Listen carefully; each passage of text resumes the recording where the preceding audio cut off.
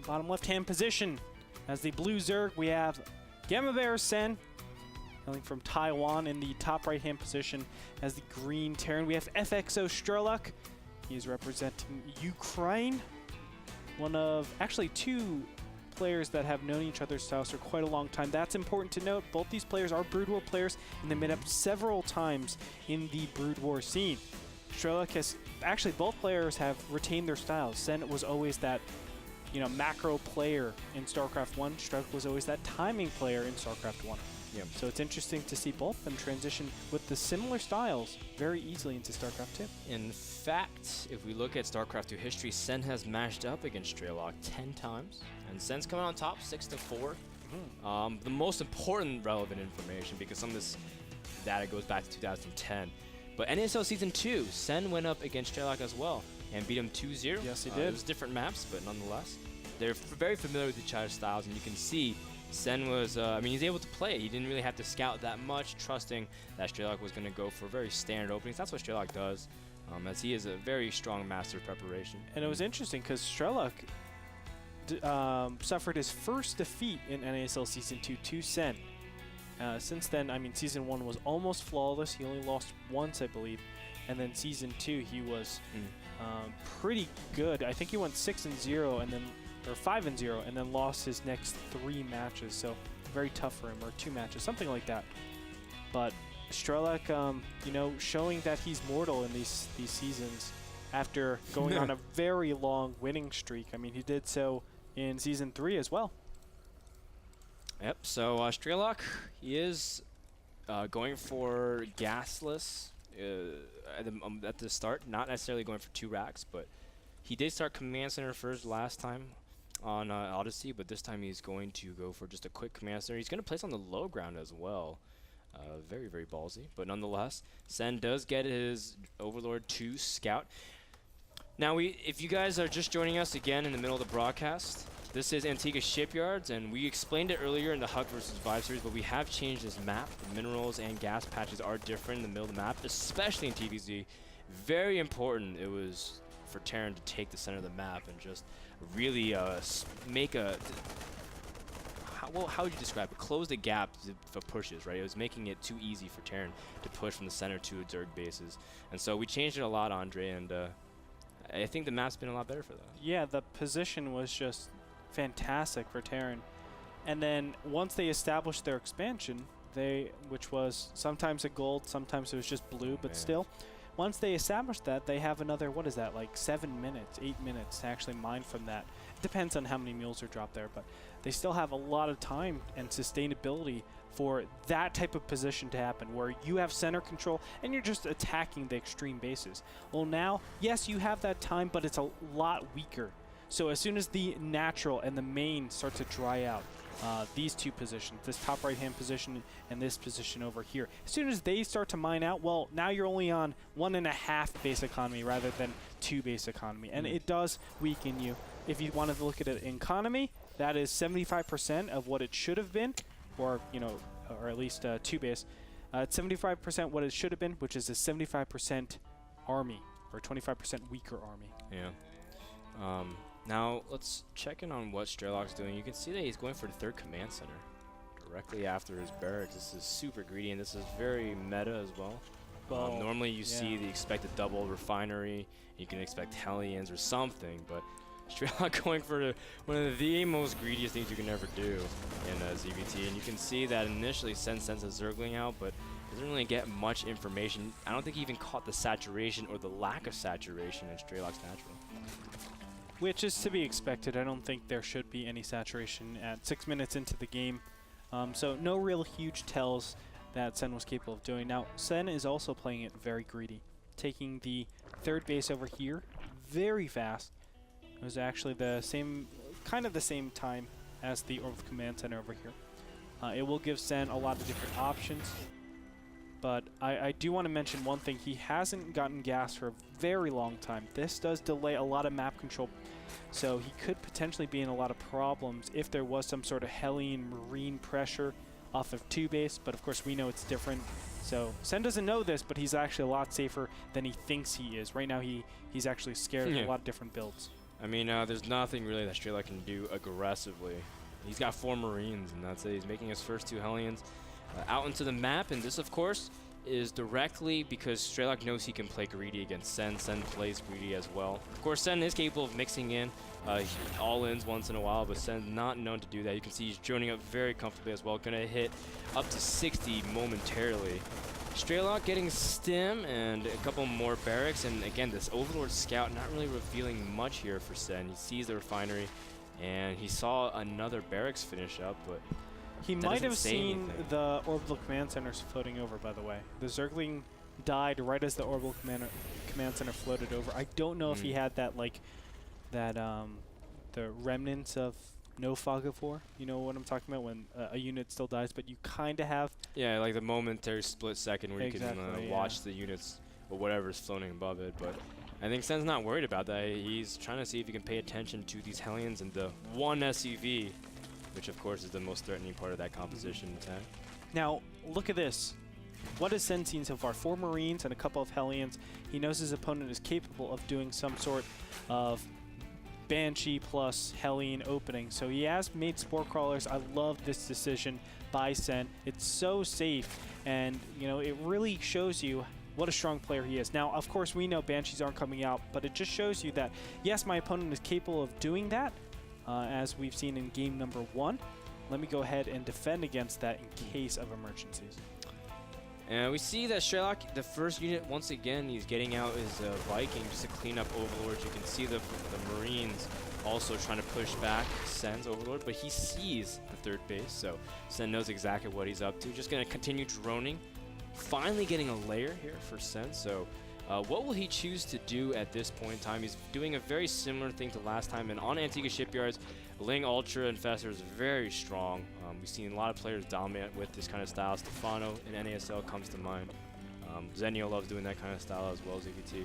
And I think if Sen leans towards that style and the way he's been droning up and getting everything up comfortably, Strelok's not able to do any kind of pressure whatsoever. Is it really wise to leave Sen alone this long a time? I would say, I don't know. It's difficult to actually say because both these players are just figuring out exactly what they are doing. I think it's okay, seeing as you are getting a pretty good economy. These 3 mules actually make up a lot of the difference. Look at the income difference. It's basically the same. So even though there's such a dramatic increase in harvesters, the 3 orbital command centers really help out quite a bit. So I don't think it's that big of a deal. Zergling Ultra is strong, but it's strong because of the 2 base Zergling Ultra, where you get 2 base upgrades and then you get your 3rd base. And why that's powerful is because you always have that upgrade advantage, whereas this game in particular, you won't have a huge window where 5-3 Ultras are going to be very relevant. So I would say that that style isn't too relevant right now for the build orders that we have. You should be going towards just a standard opening, whether it be Zergling, Baneling, Infestor, and then you start taking up to, let's say, you know, Ultras, or more standard I think would be Brood Lords from there, or you just look to do some huge pressure with Zerg and Balins at this mid-game stage. Yeah, because this is always the toughest part about Antigua Shipyard, the Zerg searching for their 4th base. You can see Strelok scout it with his Viking and send a force to try to deal with it. Oh, and Sen also is revealed for another 4th base attempt. Now, this drop really shouldn't be able to do anything, really, if it drops to the 3rd base. But the fact that he's going up against this wall here is also fantastic. And Sen is just forced to play defense. But I think he's going to be okay. Yeah, he's good. And this very style is the reason why we see a lot of players going to Spire Tech at this mid-game, just to defend against Medivacs, to be able to clean them up so their opponents don't have this continued amount of aggression.